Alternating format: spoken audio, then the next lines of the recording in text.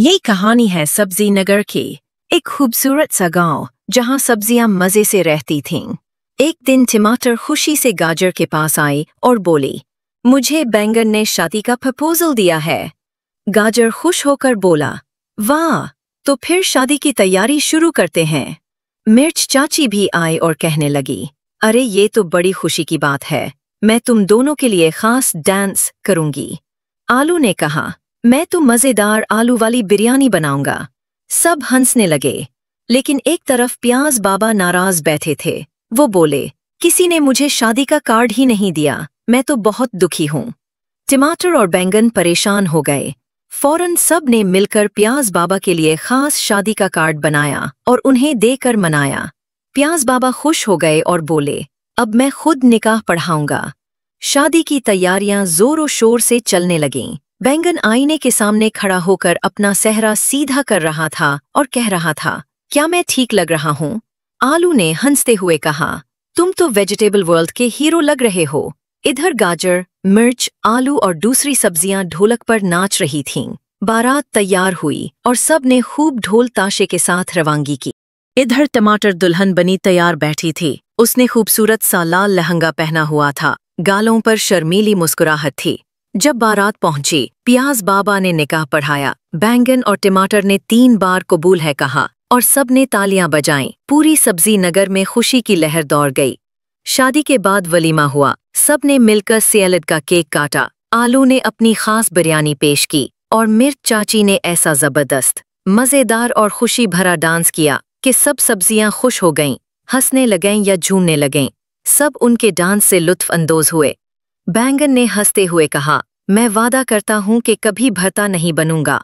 सब जोर जोर से हंसने लगे। सब्जी नगर में टमाटर और बैंगन की शादी के बाद सब समझने लगे कि अब सब कुछ ठीक हो गया है। लेकिन असल तमाशा तो अब शुरू हुआ। सुबह के वक्त जब टमाटर नींद में ऊँघते हुए चाय बना रही थी, अचानक दरवाजा जोर से खुला। बाहर से एक तेज आवाज आई, ओवी ये बैंगन, मैं आ गई हूँ। दरवाजे पर बैंगन की अम्मी खड़ी थीं, सिर पर मोतियों वाला दोपटा, हाथ में छुरी और आंखों में ऐसी नजर जैसे किसी ने उनका सब्जी वाला सीरियल बंद कर दिया हो। टमाटर घबरा गई। चाय का कप संभालकर हल्की सी मुस्कुराहट के साथ बोली, अस्सलाम अलैकुम अम्मी जी। बैंगन की अम्मी ने नाक चढ़ा के टमाटर को ऊपर से नीचे देखा और बोले, ये है मेरी बहू, न सांस लेने वाला अदब, न खुशबू, न अंदाज। उसे तो अचार बनाना भी नहीं आता होगा। बैंगन का चेहरा सफेद पड़ गया। पीछे से आलू और गाजर ने झांक के देखा और सीधा मिर्च चाची के पास भाग गए। ओवे चाची, सास तो फुल वलन निकली।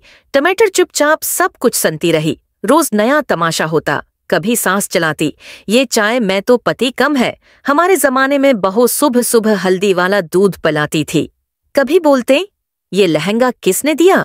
बहू तो साड़ी पहनती है। आज कल के टमाटर तो फैशन में ही डूब गए हैं। टमाटर सब कुछ बर्दाश्त करती, मोहब्बत से सब संभालती रहती। आलू, गाजर और मिर्च चाची हर वक्त उसके साथ खड़े होते। चल बहन, तो असली देसी टमाटर है, तू ही जीतेगी।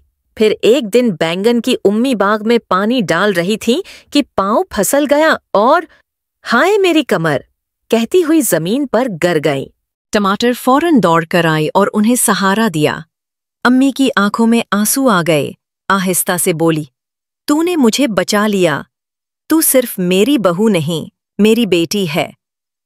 टमाटर हंस के बोली, अम्मी जी, मैं तो आपकी ही हूं, बस थोड़ा कम डांटा करें, वरना मैं केचप की जगह चटनी बन जाऊंगी।